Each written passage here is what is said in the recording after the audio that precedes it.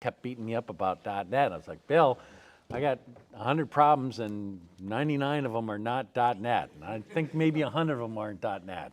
But he just kept beating this. And so he's beating everyone to do .NET. And so basically they put .NET into Windows. They did it in an incredibly poor way. They made incredibly stupid decisions. And it was a mess. This is what was the Longhorn boofarama.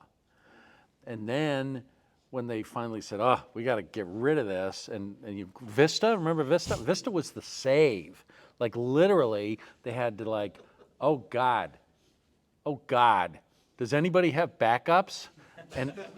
And one guy had backups, Dave frickin' Cutler. Dave Cutler had made he's like, this is never gonna work. I better make some backup tapes.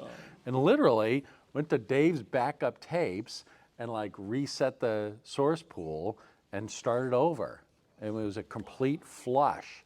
And so that's when they flipped the bozo bit. And then again, they blamed .NET, but they were just making bad engineering decisions, right? So at some point, Notepad, right? Notepad, native code, starts up instantaneously, consumes about 15 kilobytes of working set. And so then they're like, we got to get everyone, like you see this, like there's 72 co-pilots, right? When Microsoft does this, it's like, we got to get it everywhere. Everything is Copilot, right? Copilot toilet paper, Copilot peanuts, Copilot, that kind of mindset. And so like, oh, we got to get .NET everywhere. So what we'll do is we'll change the common control dialog box to be .NET. Okay, so what's that mean?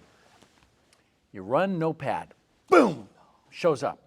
Say, oh, that's great, fast as hell. You then say, save, fast as hell. You look and you see working set, 15 kilobytes. Oh man, change some more. And then you say, save as. Save as brings up the common control dialog box. Your machine freezes for 2 minutes. 2 minutes later, the save as dialog box comes up, and you're now consuming Notepad, goes from 15 kilobytes to 15 megabytes. And this was .NET's fault. Anyway, so that's where they flipped the bozo bit on .NET. And that's why, to this day, .NET and Windows, not a happy marriage.